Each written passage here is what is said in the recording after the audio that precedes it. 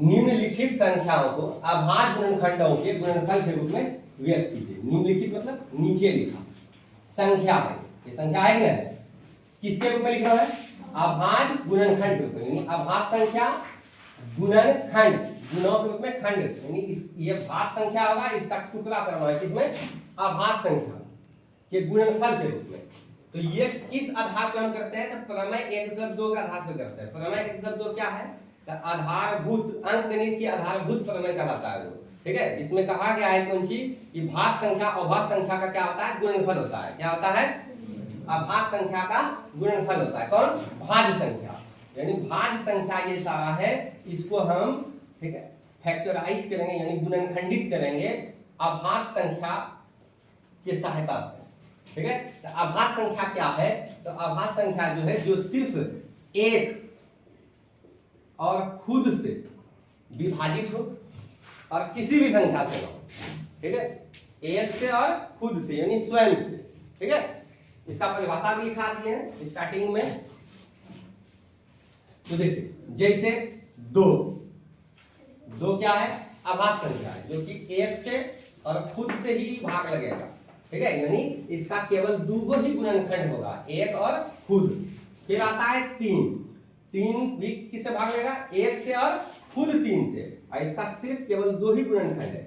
फिर आता है 5, फिर इसी तरह 7, फिर उसके बाद 9 नहीं, 9 इसलिए नहीं, ताकि देखो 9 एक से भाग लग रहा है, 9 से भी लग रहा है, लेकिन अन्य संख्या 3 से भी लग रहा है, ठीक है। तो इसी कारण ये अभाज्य संख्या नहीं हुआ, ये बल्कि भाज्य संख्या में आ जाएगा।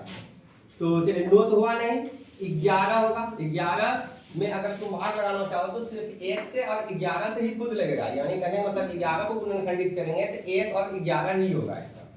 फिर 13, फिर 15 नहीं, 15 इसलिए नहीं, देखो 1 से तो लग रहा है, 15 से भी भाग लगेगा, लेकिन अन्य संख्या 3 और 5 से भी लग रहा है, इसी कारण ये अभाज्य संख्या नहीं हुआ। अभाज्य संख्या फिर उसके बाद कौन हो जाएगा? 13 के बाद 17, 17 के बाद 19, 19 के बाद 23, 21 नहीं, 21 में 3 से भी भाग लग रहा है और 7 से भी लग रहा है। फिर उसके बाद 29, 27 नहीं, 27 में 3 से भी लग रहा है भाग और 9 से भी लग रहा है। फिर उसके बाद 31, इस तरह से, ठीक है। तो अभाज्य गुणनखंड करेंगे, यानी जब इसको हम तोड़ेंगे, ठीक है, इसका गुणनखंडित करेंगे, ठीक, तो अभाज्य संख्या के गुणनफल के रूप में ही लिखाएगा, यानी इसका गुणनखंड करने के बाद तुमको सिर्फ अभाज्य संख्या ही दिखेगा तुमको, ठीक है।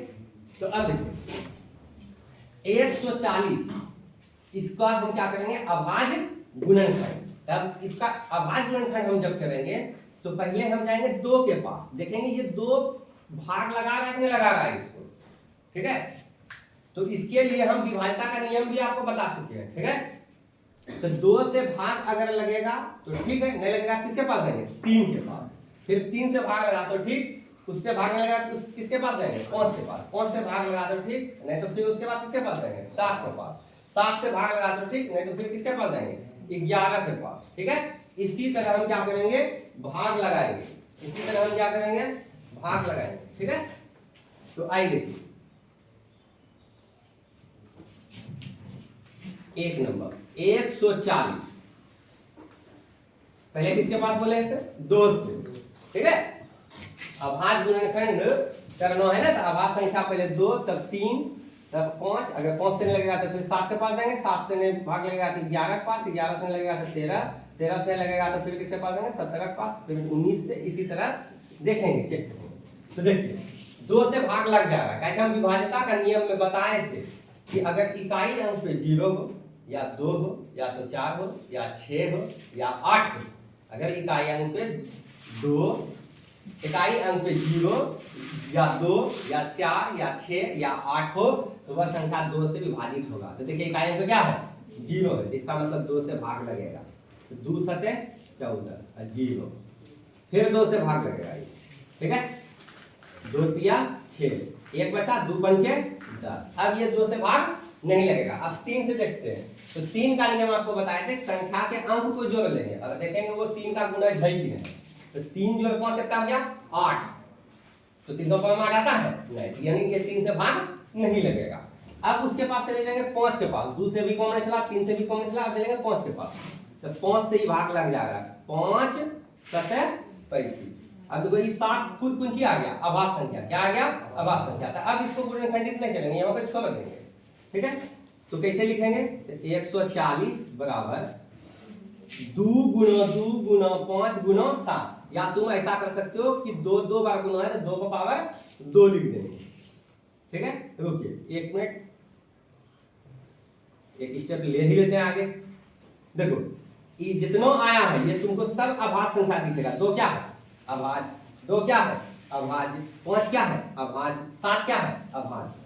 तो 2 गुना 2 गुना 5 गुना 7, देखो तो ये भाज्य संख्या हुआ, ठीक है। भाज्य संख्या को तोड़े तो किसमें आ गया, अभाज्य संख्या का गुणनफल मिला हमको, क्या मिला, अभाज्य संख्या का गुणनफल। तो इसी कारण, ठीक है, अंकगणित के आधारभूत प्रमेय में बोलता है भी है कि भाज्य संख्या जो है अभाज्य संख्या का गुणनफल होता है, ठीक है।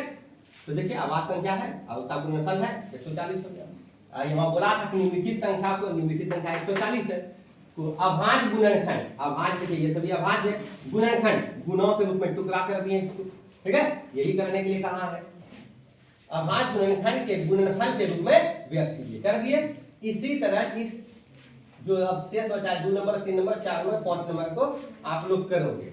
अच्छा एक बात, किताब में इस ढंग से भी दिया रखा है जिसको वृक्ष गुणनखंड बोलते हैं, ठीक है। यही चीज है, ये कोई अलग चीज नहीं है, बस लिखने का तरीका अलग हो गया, ठीक है।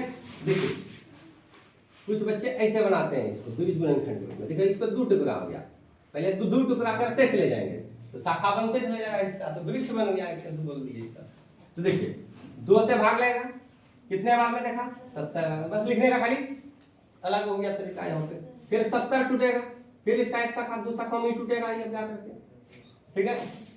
तो कितना बार में 2, और यहाँ कितना हो गया 35, फिर ये 2 शाखा में टूटेगा, ठीक है। तो कितना हो गया 5 7 35, तो हो गया, यही चीज है।